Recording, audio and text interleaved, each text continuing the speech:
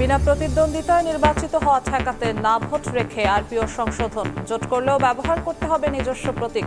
আসন ভিত্তিক vote oh ফল বাতিলের ক্ষমতা ফিরল ইসিতে। সার্বিকভাবে না ভোট নয়, যদি কোনো কনস্টিটিউয়েন্সিতে মাত্র একজন ক্যান্ডিডেট হয় তাকেও নির্বাচনে যেতে হবে, তার বিপক্ষে না প্রতিদ্বন্দ্বিতা করবে। এক বা একাধিক বা সমস্ত কনস্টিটিউয়েন্সির ফলাফল বাতিল করতে পারবে। গণতন্ত্রে ফেরা বাধাগ্রস্ত করতে ভোটাধিকার ভণ্ডুলের ষড়যন্ত্র চলছে, অভিযোগ তারেক রহমানের। বিএনপি সরকার গঠনের সুযোগ পেলে রাষ্ট্র পুনর্গঠনের প্রত্যয়। দেশ যাতে গণতান্ত্রিক অবস্থায় ফিরে আসতে না পারে, মানুষের ভোটের অধিকার যাতে বাস্তবায়িত হতে না পারে, সেইটাকেও ভণ্ডুল করে দেওয়ার জন্য কিন্তু বিভিন্ন জায়গায় ষড়যন্ত্র চলছে। দেখছিলেন প্রধান শিরোনাম। রাত 11টার সময় সঙ্গে আছি আমি জিন্নাতারা যশোয়া। এবার অন্যান্য শীর্ষ সংবাদ। মৌচাকে বেসরকারি মেডিকেলের পার্কিংয়ে গাড়িতে মিলল দুজনের মরদেহ, প্রাইভেট কার মালিককে তলব। ডিজিটাল ফুটপ্রিন্ট সংগ্রহ, ফুটেজ বিশ্লেষণে জট খোলার চেষ্টা পুলিশের। 24শে জুলাইয়ে ঢাবির তৎকালীন ভিসির সঙ্গে শেখ হাসিনার কথোপকথন ট্রাইব্যুনালে উপস্থাপন, নির্দেশ দেওয়া হয় আন্দোলনকারীদের দমনের। তথ্য গোপন করে প্লট নেওয়ার অভিযোগ দুদক কর্মকর্তার।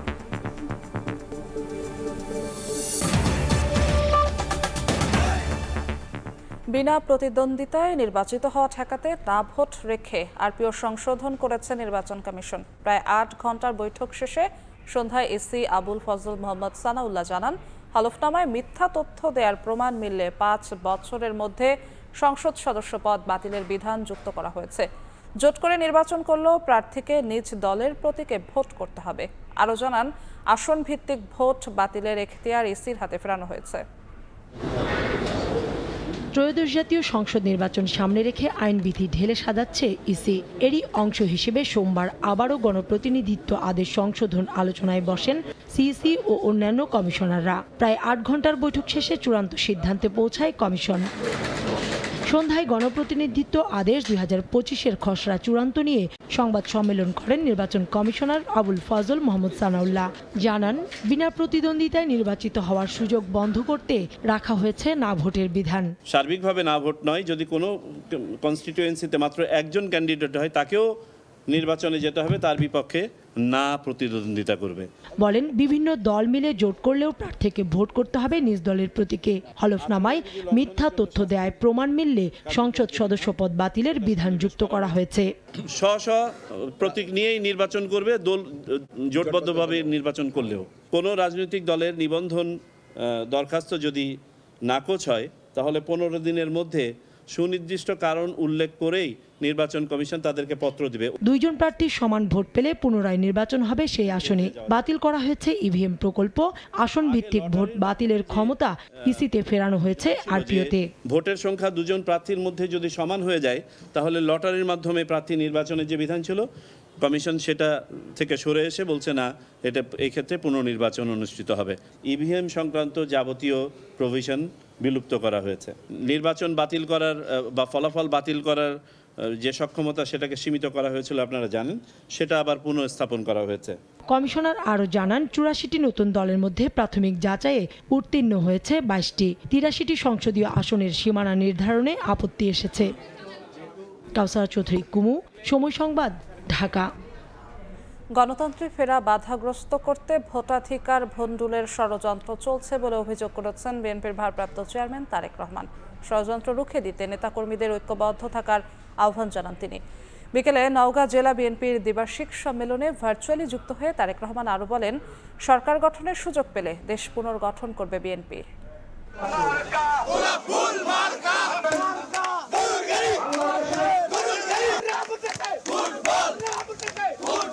দীর্ঘ 15 বছর পর অনুষ্ঠিত হলো নওগাঁ জেলা বিএনপির দ্বিবার্ষিক সম্মেলন। শহর জুড়ে উৎসবের আমেজ। সোমবার বালুডাঙ্গা বাসস্ট্যান্ডের সামনে কনভেনশন সেন্টারে জড়ো হন হাজারো নেতাকর্মী। বিকেলে সম্মেলনে ভার্চুয়ালি যোগ দেন দলের ভারপ্রাপ্ত চেয়ারম্যান তারেক রহমান। ভোটাধিকার ভণ্ডুলের ষড়যন্ত্র চলছে এমন অভিযোগ করে বলেন, আগামী নির্বাচন সহজ হবে না।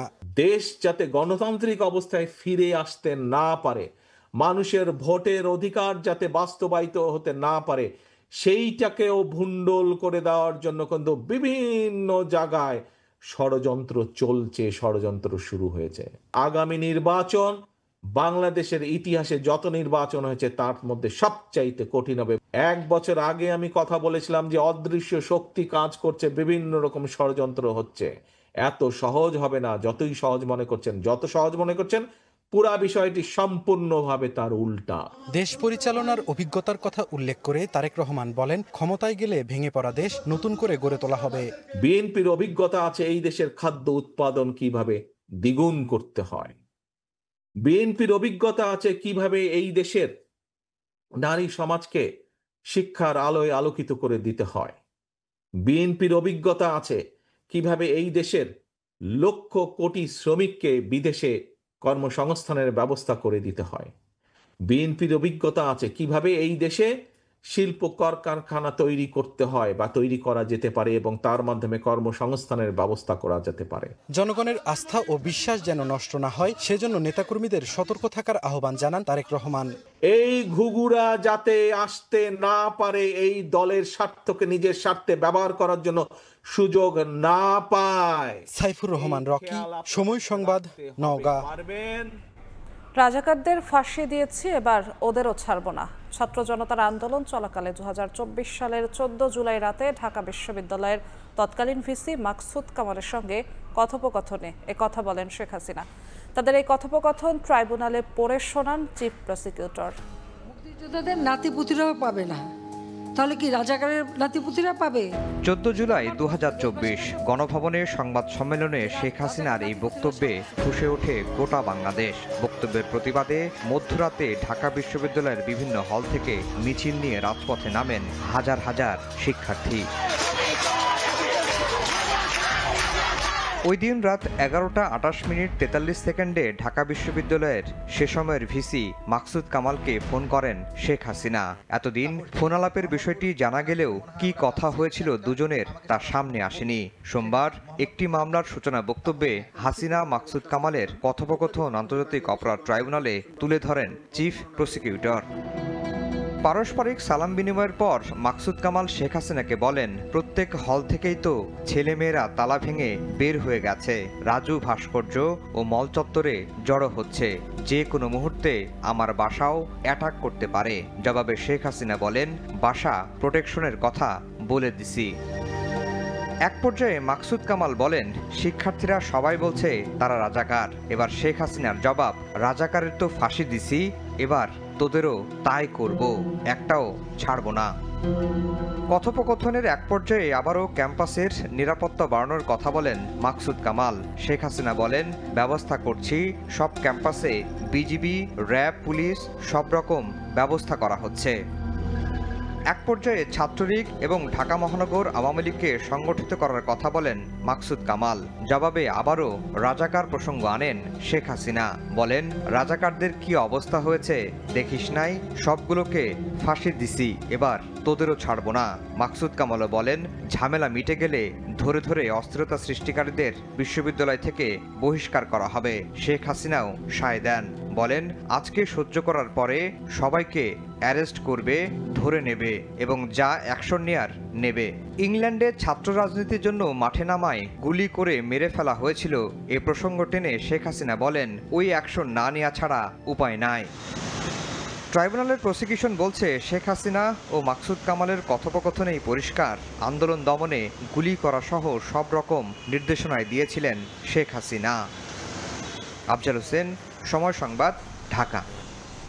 হলফনামায় তথ্য গোপন করে ক্ষমতার অপব্যবহারের মাধ্যমে রাজুকের 30 কাঠা প্লট বরাদ্দ নেন শেখ হাসিনা ও তার পরিবার। দুদকের মামলায় সাক্ষ্য গ্রহণের প্রথম দিনে একথা জানান দুদক কর্মকর্তারা। আর প্রধানমন্ত্রীকে খুশি করতেই রাজুক সহ সংশ্লিষ্ট কর্মকর্তারা অবৈধভাবে শেখ হাসিনা পরিবারকে প্লট বরাদ্দ দেয়। রাজধানীতে বাড়ি থাকা সত্ত্বেও তা হলফনামায় গোপন করে পূর্বাচলে 30 কাঠা প্লট বরাদ্দ নেন সাবেক প্রধানমন্ত্রী শেখ হাসিনা। এমন অভিযোগে শেখ হাসিনার বিরুদ্ধে আদালতে সাক্ষ্য দেন দুদকের পৃথক 3 কর্মকর্তা। সোমবার ঢাকার 5 নম্বর বিশেষ জজ আদালতে সাক্ষ্য গ্রহণ করা হয়। তৎকালীন প্রধানমন্ত্রীকে খুশি করতে এবং রাজুক সহ সংশ্লিষ্ট কর্মকর্তারা লাভবান হতে অবৈধভাবে প্লট বরাদ্দ দেয় বলে সাক্ষ্য দেন দুদকের কর্মকর্তারা। খুশি করা প্লাস তারা ক্ষমতার অপব্যবহার করেই কাজটা করেছে। শেখ হাসিনার প্রভাবিত হয়ে আনুক করলে তারা কেউ নিজে লাভবান হওয়ার জন্য ক্ষমতার অপব্যবহার করছে, তারাও নিজেরা লাভবান হয়েছে।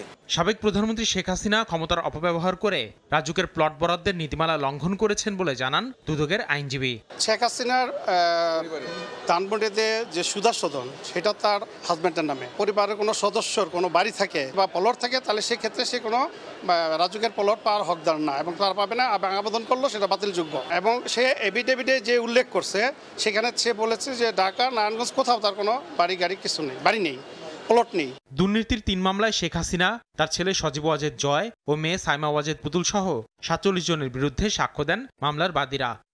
আসিফ মোহাম্মদ সিয়াম, সময় সংবাদ, ঢাকা। রাত 11টার সময় আরও থাকছে। গাজীপুরে চেতনানাশক খাইয়ে শিশুকে সংঘবদ্ধ ধর্ষণ, গুরুতর অবস্থায় হাসপাতালে ভর্তি। ৪ জনের বিরুদ্ধে মামলা হলেও কাউকেই আটক করতে পারেনি পুলিশ। কি লিক নিয়ে চিন্তিত? কিনুন leak proof RFL thread pipe and fittings.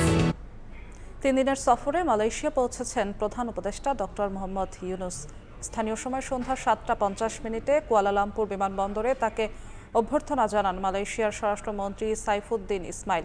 পরে তাকে গার্ড অব অনার দেওয়া হয়। এর আগে দুপুর 2টার দিকে শাহজালাল আন্তর্জাতিক বিমানবন্দর ছাড়েন প্রধান উপদেষ্টা। আগামীকাল মালয়েশিয়ার প্রধানমন্ত্রী আনোয়ার ইব্রাহিমের সঙ্গে দ্বিপাক্ষিক বৈঠক করবেন ডক্টর ইউনুস। প্রধান উপদেষ্টার এই সফরে শ্রমবাজার, প্রতিরক্ষা, জ্বালানি সহযোগিতা সহ সই হতে পারে 5টি সমঝোতা স্মারক। রাজধানীর মোহাম্মদপুরের জেনেভা ক্যাম্পে মাদক বিরোধী অভিযান চালিয়েছে পুলিশ। এ সময় 3 জনকে আটক করা হয়েছে। উদ্ধার করা হয় দেশীয় অস্ত্র। পুলিশ জানায়, আধিপত্য বিস্তারকে কেন্দ্র করে প্রায়ই সংঘর্ষে জড়িয়ে পড়ছে মাদক কারবারিরা। এর আগে দুপুরে জেনেভা ক্যাম্প এলাকায় 2 গ্রুপের সংঘর্ষে ধারালো অস্ত্রের আঘাতে এক যুবকের মৃত্যু হয়। রাজধানীর মোহাম্মদপুরের জেনেভা ক্যাম্পে মাদক কারবারি ও সন্ত্রাসীদের ধরতে সেনাবাহিনীর নেতৃত্বে অভিযান পরিচালনা করে যৌথ বাহিনী। সোমবার রাত 8টার পর শুরু হয় এই অভিযান। তল্লাশি চালানো হয় ক্যাম্পের অলিগলি, চেক করা হয় সন্দেহজনক বাসাবাড়ি, ঘর এবং বাসিন্দাদের। এ সময় সন্দেহভাজন বেশ কয়েকজনকে আটকও করে যৌথ বাহিনী। অভিযান শেষে আটককৃতদের নিয়ে যায় সেনাবাহিনী। এর আগে বিকেল 4টায় অভিযান চালায় পুলিশ। এ সময় পুলিশ দেশীয় অস্ত্রসহ 2 জনকে হাতে নাতে আটক করে। আটক ফয়সাল ও সেলিম স্থানীয় মাদক কারবারি বলে জানায় পুলিশ। পুলিশ আরও জানায়, মাদক কারবারিরা তাদের আধিপত্য বিস্তারকে কেন্দ্র করে সংঘর্ষে জড়িয়ে পড়েছে। তাদের ধরতে অভিযান চলবে বলেও জানানো হয়। প্রতিদিন অভিযান চলে। যখনই অভিযান হয়, যাদের পাই আমরা ধরি, আমরা চলে গেলে এরা আবার দেখেন এক একটা সব দেখেন, এটা একটা এখানে মনে হয় জিন বাস করে, সেকেন্ডের মধ্যে হারায় যায়। এরপর থেকে তো আরো ড্রাস্টিক্যালি অভিযান চলবে। আপনারা জানেন যে আমরা যৌথ বাহিনীর সাথে কথা বলেছি, র্যাবের সাথে কথা বলেছি, এটা আরো ব্যাপক আকারে এখানে চলবে। এদিকে দুপুরে মাদক কারবারে আধিপত্য বিস্তার নিয়ে দুপক্ষের সংঘর্ষে ধারালো অস্ত্রের আঘাতে শাহ আলম নামে 20 বছরের এক তরুণ নিহত হয়। এরপর থেকে আতঙ্কিত হয়ে পড়েন বাসিন্দারা। মহল্লার ছেলেরা নিয়ে গেছে, নিয়ে যাওয়ার পরে এরকম করে মারছে, পাওয়া যায় না, মরে গেছে গা, একবারই শেষ করে হালাইছে। এটা আমরা বিচার চাই। এটা কোন এখানে মিলা মারছে, হোটেলে বসে যত লোক সব আছে। জেনেভা ক্যাম্পে শীর্ষ মাদক কারবারিরা মাদকের স্পট দখলে নিতে গত কয়েকদিন ধরেই ভয়াবহ সংঘর্ষে জড়িয়েছে। মাদক কারবারকে কেন্দ্র করে একের পর এক ককটেল বিস্ফোরণের ঘটনাও ঘটছে। মনির হোসাইন, সময় সংবাদ, ঢাকা। রাজধানীর মৌচাকে বেসরকারি মেডিকেলের বেজমেন্টে পার্ক করা প্রাইভেট কারের ভেতর থেকে 2 জনের মরদেহ উদ্ধার করেছে পুলিশ। এ ঘটনায় গাড়ির মালিককে তলব করা হয়েছে। ডিজিটাল ফুটপ্রিন্ট সহ বিভিন্ন আলামত সংগ্রহ করেছে সিআইডির ফরেনসিক টিম। সিসিটিভি ফুটেজ বিশ্লেষণ করে জট খোলার চেষ্টায় আইনশৃঙ্খলা বাহিনী। সিসিটিভির ফুটেজ ও পুলিশের দেয়া তথ্য বলছে, গত রোববার ভোরে হাসপাতালের সামনে মিজানকে নিয়ে গাড়ি থেকে নামেন গাড়ির মালিক সৌরভ। এরপর সাদা রঙের প্রাইভেট কারটি নিয়ে চালক জাকির প্রবেশ করেন রাজধানীর মৌচাকে doctor Sirajul Islam medical college ও হাসপাতালের বেসমেন্টে। কথা শেষে সৌরভ চলে গেলে পার্কিংয়ে ফিরে যান মিজান। এরপরে গাড়ি থেকে আর কাউকে নামতে দেখা যায়নি। সোমবার দুপুর 11:15টার দিকে পার্কিং পরিদর্শনে গিয়ে ওই গাড়ির ভেতর 2 জনের মৃতদেহ দেখতে পান প্রধান নিরাপত্তা কর্মকর্তা মিজানুর রহমান। তাৎক্ষণিক জানানো হয় আইনশৃঙ্খলা বাহিনীকে। হাসপাতালের অপর কর্মী জানান, সুস্থ ও স্বাভাবিক অবস্থায় পার্কিংয়ে প্রবেশ করেন মিজান ও জাকির। আমি বেসমেন্টে যখন নিচে যাই যাওয়ার পরে দেখি গাড়ির ভিতরে 2 জন লোক শুয়ে আছে অর্থাৎ ঘুমন্ত।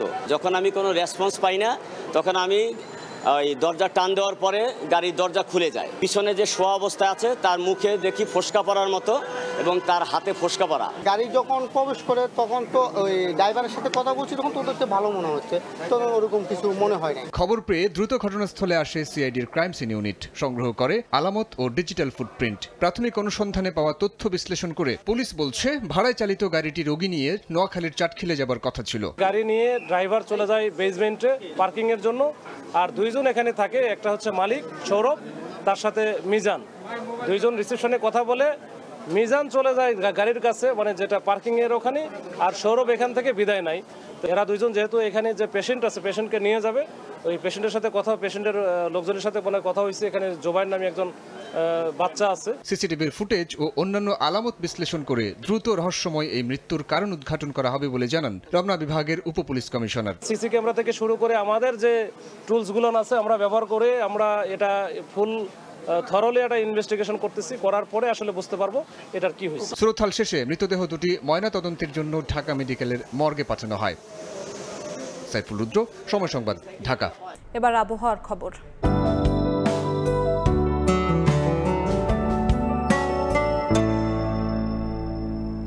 দেখে নেব আজকের বাতাসের মানসূচক।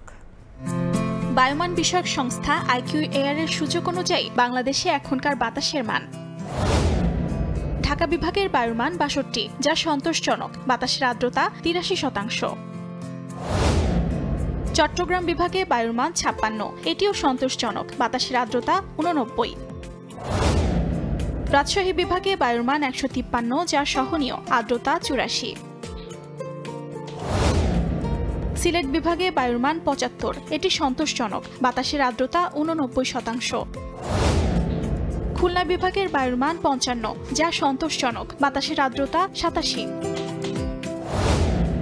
বরিশাল বিভাগে বায়ুর মান ৬২, এটিও সন্তোষজনক, আর্দ্রতা ৮৬। রংপুর বিভাগের বায়ুর মান ১৪৫, যা সহনীয়, বাতাসের আর্দ্রতা ৭৮।